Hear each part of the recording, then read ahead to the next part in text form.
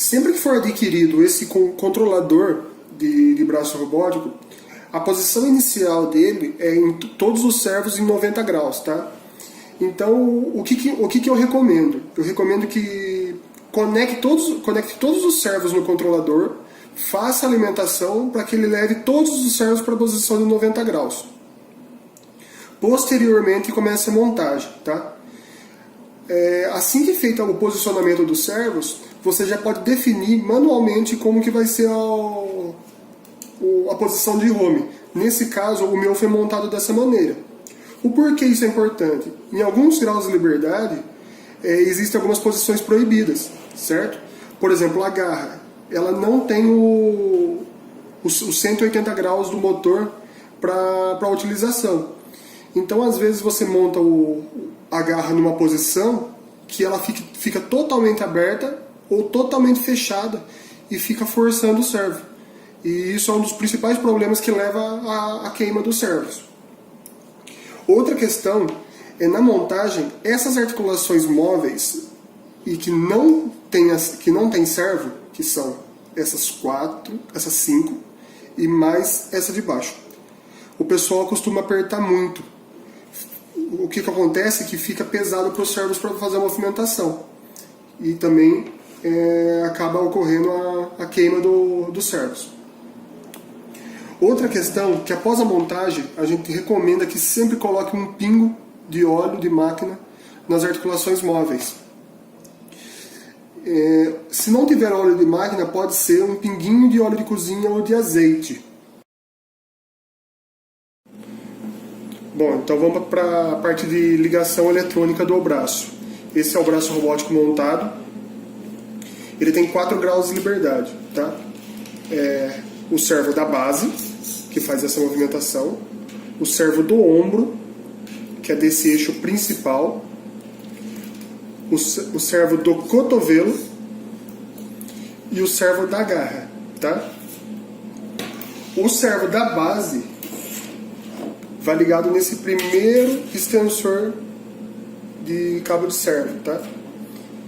Observação, muita atenção. O marrom sempre alinhado com o preto. E conecta. O segundo conector vai ser ligado o braço do ombro, tá?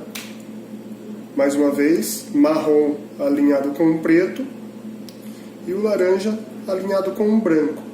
Em alguns casos, esse fio branco pode vir laranja também, tá? E conectam os dois. No terceiro cabo, vai conectado o servo da garra.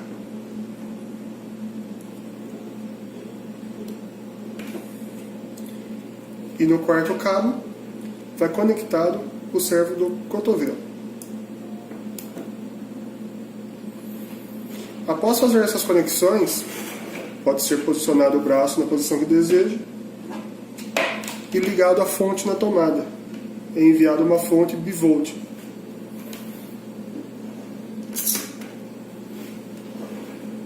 E já está pronto para o uso.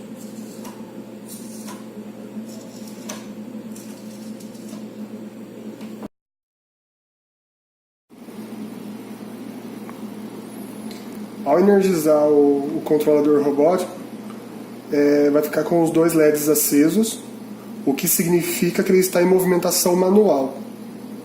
Então, nesse joystick, a gente consegue movimentar a base, o ombro, fechamento e abertura da garra e elevação do cotovelo.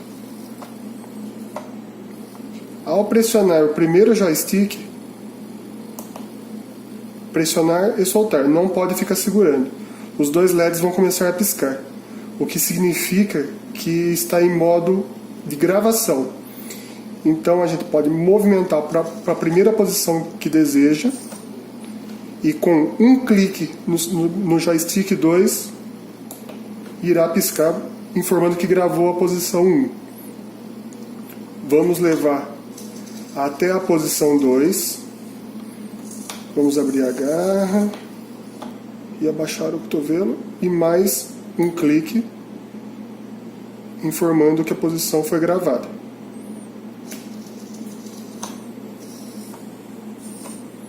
Mais uma posição. Fechar a garra e gravar. Após ter gravado todas as posições que deseja, basta segurar o joystick 1 para que ele comece a fazer as repetições.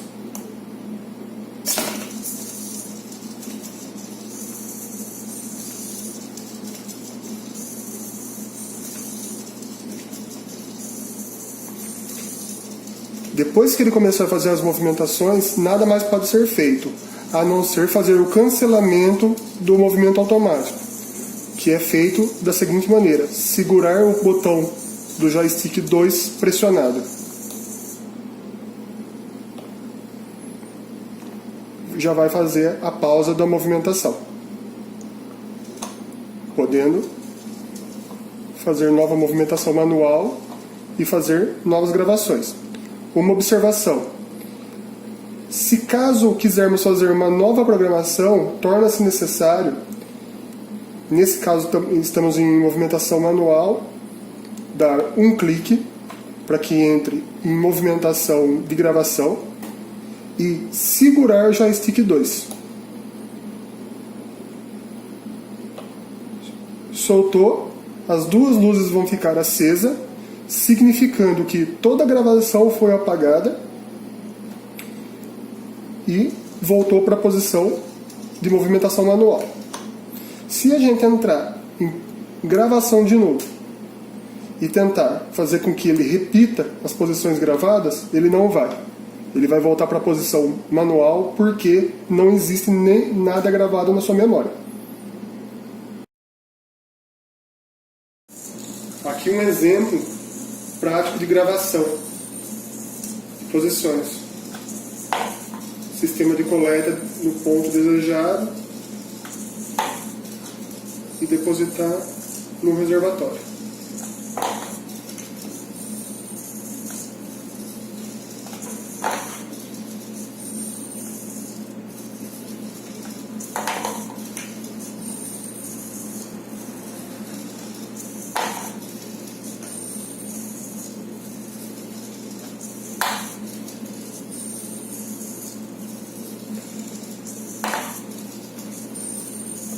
Apertando aqui, para ele pausar, voltou para a posição de home.